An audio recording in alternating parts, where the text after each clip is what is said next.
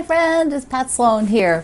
So I have a scavenger hunt today, a book that came in that I really want to show you, and then we're just going to take a spin around the projects and see what I might work on today. So that will be my Tackle It Tuesday.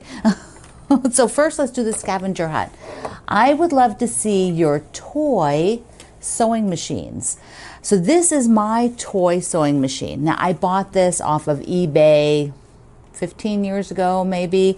It is not, I never had a toy sewing machine as a kid. I had a little toy kitchen and other stuff, but I never had a sewing machine. But I thought this was so darling, and it does have a foot pedal and cord that goes with it. It's called a Straco. Anyways, I don't know much about it. I should probably do a little research. I did a little, see, look, like the presser foot goes up. And I believe it would sew. I kept the little funky thread that came with it. That's a little mini thread. But I think it actually does sew a decent chain stitch. But I think I may have tested it when I first got it. But I know a lot of you collect them or might have one or two little toy sewing machines, or maybe the little miniature, which would be basically the same size sewing machine. So I'd love to see them today. Share them in our Facebook group, Quilt Along with Pat Sloan. It'll be so much fun to see these. And of course mine is red and white. Sometime I'd like to get an all red one, but this is what I found the day I was shopping on eBay. There you go. You get what you get. Straco. I had a friend that collected toy machines. She had a whole bunch of them, and it's like they were really cool. Okay, this book came in, which I thought I would share with you today. Look at this, Playful Panel Quilts. This is by Cindy McChesney, and here is a picture of Cindy. Here she is, right there. What this is a book about taking panels or possibly just a really large scale prints, and then the process of developing a unique, one-of-a-kind quilt to showcase it. So it's not so much a pattern book as a process book, as a technique book, and it teaches you how to think through this. It's very much like what I did with the critter quilts. So you watch me build those critter quilts. I have done many things like that in the past. I've done so many. And even our Block Wednesday, when I do an asymmetrical setting, that is pretty much what I'm doing. I'm using the block versus a panel image. But you know, panels sometimes are a whole big, they're practically the quilt itself, or it might be repeat. You might have a really pretty image and repeat. So I thought I would just show you what she has here. And I love that she adds applique in, because for me, that tells your story so well when you could add words. So she adds words, and here's an appliqued tree, that kind of a thing, where I think that might be the panel. That might be part of the panel. I don't know. I know this is panel here. This is panel. This is panel. That's panel. So she may have cut the tree out and appliqued it. I don't know. There's a book. See the book up here? How cool is that? All right, so here I'm going to show you and sort of talk through a little bit about what she did, because in this case she's got flying geese. This is the panel images. She added words. She added a piece lighthouse up here. So I think that's probably not in the panel. It could have been in the panel. So there's some more beach ball, a pail, and then she's got different fabrics. Here's an ocean spy. Well, I think it's called Snail's Trail, but it makes that sort of ocean wave look. And so she tells you a little bit about what the process is. And then you can see here is something very much traditional, where she used like a repeat panel of these sweet little rabbits. And they are, they're just cut and put into a piece setting, which is still using the panel, because some panels, this is what it comes like. It comes with blocks. So here are some that are a little bit, oops, got a picture. So a little bit more. So you can see there's this dog fabric. There's then some text print, little text print over here, We have, looks like she appliqued the beer stein, and here is the bigger panel. So you can see here's the bigger panel, and then there's some smaller images, whether they came off the same panel or not. Flying geese, some more panel things. Then she added the golf, some of the golf things, some words. And so that is just so fun. In this part of the book here, she's showing you, here's a panel with all different alphabet and how you can create blocks and set them, here's the panel. And so you cut the blocks out. And I think that's the one that most of us can relate to. It's when you're going to something that's a bit more detailed, that you start to have to really think about what you're doing, how you want to present it, how you want your quilt to end up looking. So let's take, like here. This reminds me of maybe what I would do with those critter quilts, where instead of the panels, here she's using different horse looks like the same kind of panel, but there could be two panels in there. But she added a peace tree, she added a horseshoe, here's part of a moon or a sun, more trees, some leaves, and then she built kind of lots of words. And that is all just so cool. Here's a shirt pattern, and then she shows you about fussy cutting, because it is something that it takes a few minutes to fussy cut. You can't just slap it down. Here is this quilt that we saw a little bit of earlier. No, this is a different one. This is a different beach one. We didn't see this one. But more beach fabrics with flip-flops and palm trees added and fish blocks. And so what she does in here is takes you through the process of creating this. And so you do have to plan and do a little bit of work when you work like this. It just doesn't sort of pop into your head. She's talking about taking image and creating your own pattern from it. So a little bit of pattern drafting in here. So for those of you that are interested in pattern drafting, this would be, this would be an excellent book, because she teaches you a little bit about that. There's a little paper piecing, and here's the part that's super cool as well, where she shows you how you can get your words so that you can use some sort of program on your computer to get a font that you want and increase it and print it. A little bit more about drafting blocks. And that's all stuff that it takes some time, and it's part of the whole process. As a designer, I draft blocks all the time, but you may not be drafting blocks all the time. So it will be something new for you. And if you're interested in that and wanting to learn, I think this will give you some great tips. Here's a pattern that's these stars are out there all over the place as patterns. But she just put a block in the middle, cut from fabric. So yeah, some more examples of ways to use your great panels or super fun fabrics. Here's a repeat panel image, and then here's this other beachy one with all the bigger beach scenes. So there's a birthday one. Here's this again with she had a bunch of beach ones. I like those. And another beach one. She had a lot of beach themes. So this is, like I said, it is a process book. So it is not, you're going to go in here and find a pattern to do exactly what you want. It's going to teach you how to build out a quilt and how to think through it, which I think is super fabulous, because I think a lot of you are very interested in that. So this is a book I will link in the description box below. And so thank you so much when you use my links. When you do, I get a small commission from that store that I work with, and all of that helps support my small family business that Greg and I have, and we really appreciate whenever you do that. Your whole shopping cart is also credited, whether you're at Amazon and you're adding in shoes or gardening tools to your quilt book order, or just ordering your regular Amazon. They would come, I would get a commission off your whole order. If you were at the Fat Quarter Shop or Sewing Parts Online, I get a commission off the whole order. So that's how that works.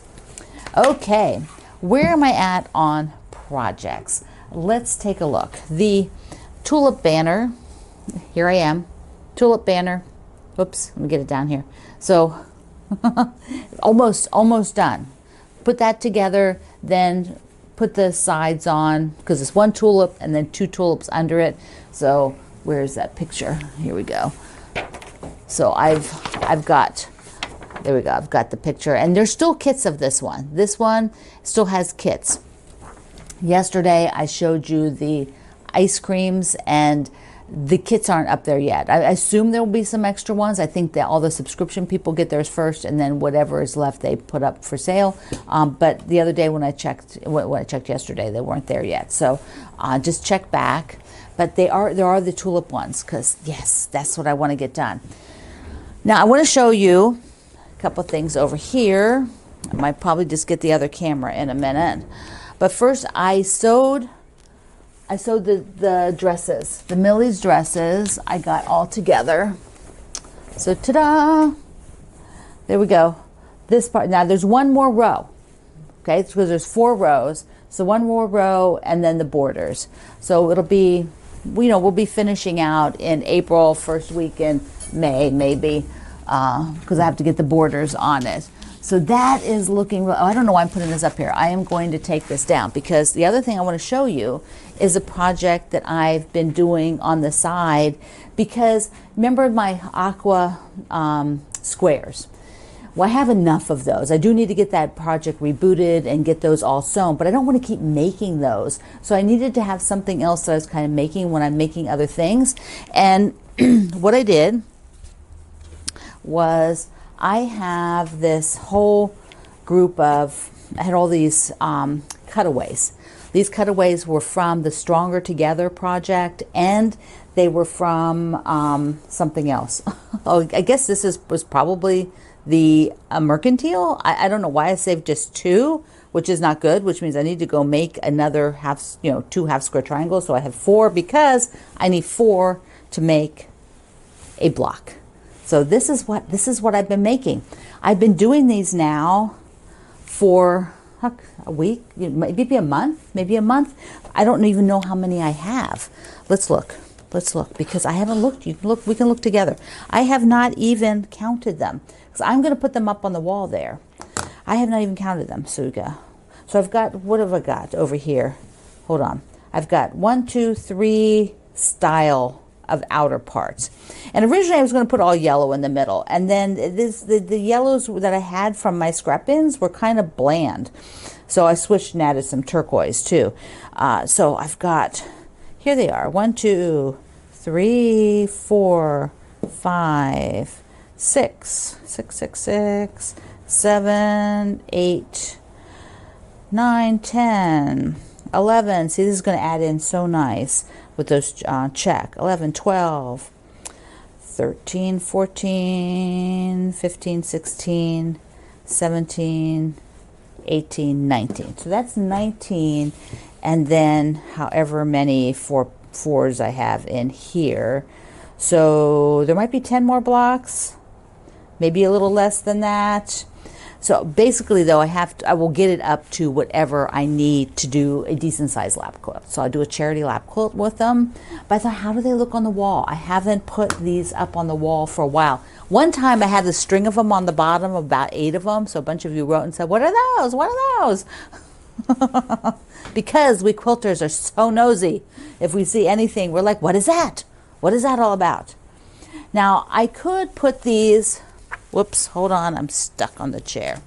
Okay, I could put these side by side, and I'll do that, and then I'll get the other camera a second, because, basically, I know likey that. I know likey.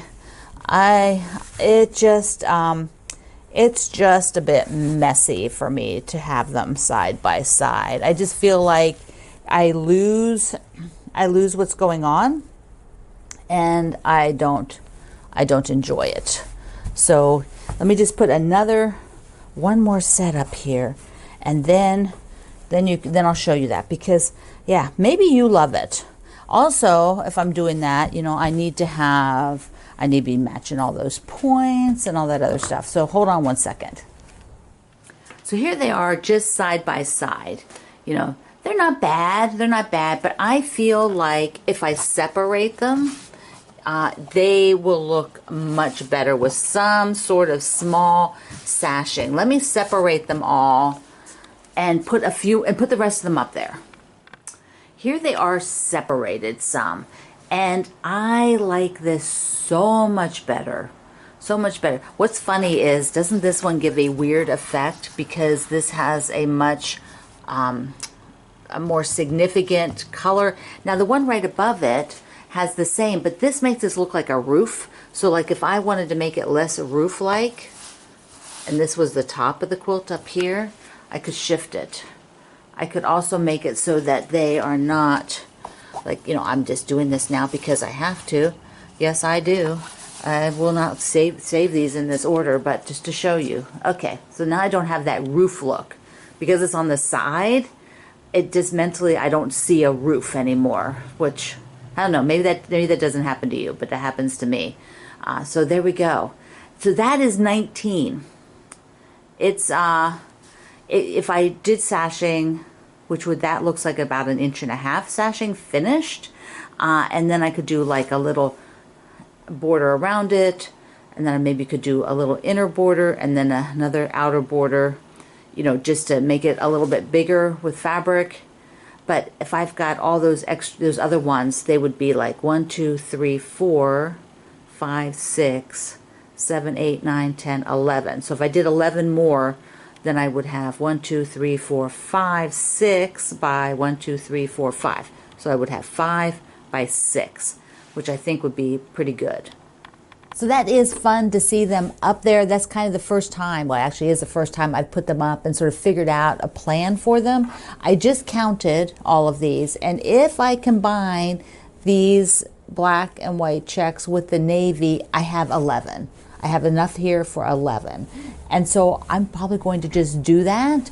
And then that way, and I'm going to do random sashing, like random white fabrics for the sashing, off whites, whatever, make that scrappy as well, and scrappy little cornerstones on all of it. So that'll be all super fun. All right, so I also had to put away all of my cross stitch patterns. You know, I got them sorted. I showed you that. So let's take a look at what I ended up doing for now. This is temporary. I'm working on the temperature for the first week in April, and look, I was able to go this many days with the same thread. So exciting. Same thread. This was that light, there was those darks, and then we got up higher temperature here. So I just need to do the lows for these days, and then I'm done. So I'm looking for something to store these in because I really have no space on my bookshelves. I need to get rid of books. I don't have enough room to put these on a bookshelf, which would be perfect, like in those magazine racks. I'd have to empty some magazine racks. So I got this. This has been under the table over there. Under the table behind the red thing now. There's 2 of these. This is the top. I don't think this is going to be too tall. So I'm going to just try it as a temporary, because really ultimately it should, I want to put them in those book racks, but I have to go, those magazine racks, you know what I'm talking about. So I have to go through those. Now these have older projects. These are just, I don't know what these went to, so I have to look. I may have given the cross stitch away and not the kit part. Here's a journal. I should just put this right in here, shouldn't I? I think I have one in progress. And then this is empty. That's empty. And then these have projects or parts of projects. And so I have to go through all of those as well. And then there is the temperature guys. And underneath is other stuff I need to go through. So that's, then I can get back on track with the cross stitch. These are the magazine racks. This is, you know, this is really what the cross stitch needs to go in. They're nice. They keep them, you know, kind of covered in the bookcase. They're tidy. You can even switch them around so you don't see this side. You see the taller side is taller on the other side there. So you could switch them around if you didn't want to see the paper. But I don't have a space for that. I don't even have a space on the bookshelves at all to put new ones, let alone what is in here. What is this? I need to look through there. So let's see where I did put them. So I've got this, and you've seen it sitting back here before I moved the red cabinet. And for those of you who are always asking It is an Italian cabinet that used to be sold at the Container Store, which it does not sold there anymore. And it opens like this. It's absolutely beautiful. I did research it once, and if you order it from Italy, that was the only place I found it being sold, right from the manufacturer in Italy. So good luck. So I had this, and I had I've been storing stuff here off and on. So I decided that this would work for right now till I get some of those magazine racks cleared out. But that's not today's project. So this will just get pushed back behind there, because if I'm working on a project, I don't need to be rifling through here all the time. It can, it can stay back there. It is not the best solution, but, and then down here are some other supplies. And, oh, there's tape fabric. What the heck? Why do I have this in here? Why? These are the Brighton bags that I want to do something with someday. So those can stay in there. Here's another what the heck? That stuff shouldn't be in here. So these are supplies. Oh my goodness. Oh my goodness. Oh, here's one of these kits, these fun little kits. Okay, we're gonna let that go to a new home. All right, so then now this can go back under here. Oh my goodness. So there it is. Here's the table, and it can just stay back there for right now. So I'm not particularly happy with putting them all in there. I want them on the bookshelf, but it works. It works for right now, and they're kind of out of the way. Unfortunately, they're very out of the way because I don't see them, but it's like I don't need to see them all the time, so that's okay. And the last thing that I did that needs to be done, it's not quilting, is my weeding. Sadly, in the fall, I did not pile a bunch of mulch on my beds, which I should have done in the last few falls. I have not done it, so that means every spring I have to go out and spend quite a few hours digging up the weeds. So I decided to tackle just this front ring around the pretty pink tree. Did you all see the pretty pink tree in my community page? Here it is. It's so glorious this year. We decided, Greg and I, that it is probably one of the prettiest years for it because it's been cool and we had a ton of rain. That tree loves a ton of rain. It's some sort of ornamental cherry. It's basically a junk tree that the builders put in when we first moved here. It's got to be a cheap tree the builders put in. So here is my last picture of the infamous first day of weeding. Yeah, so I had 3 of those green tubs of weeds, just mostly out of that area, almost 3. And I still have, the front beds are the worst. I don't know why, but they just get a lot of weeds in the fall and spring like this. They're crazy. So I'll get them done. I'll spend about an hour every day until they're done, and we're getting mulch. So we do all our own mulching, we do all our own weeding, all our own gardening, all our own mowing. And so Greg has finally decided, okay, he's going to start mowing, just because once you start, you have to keep going. You just can't you just can't stop, and mow once and then not mow for a month. So we usually try to wait just a little bit longer, but now's the time. Now we got to start. Okay, my friend, remember, if you are really interested in designing and want to play with some of your fabrics a little bit differently, pick up this book. I think you'll like it. So I love you. Mwah. Oh, and your sewing machine. Don't forget, show me your sewing machine. So I love you. Mwah. Thank you for being here in the Sloan Zone. I will see you online.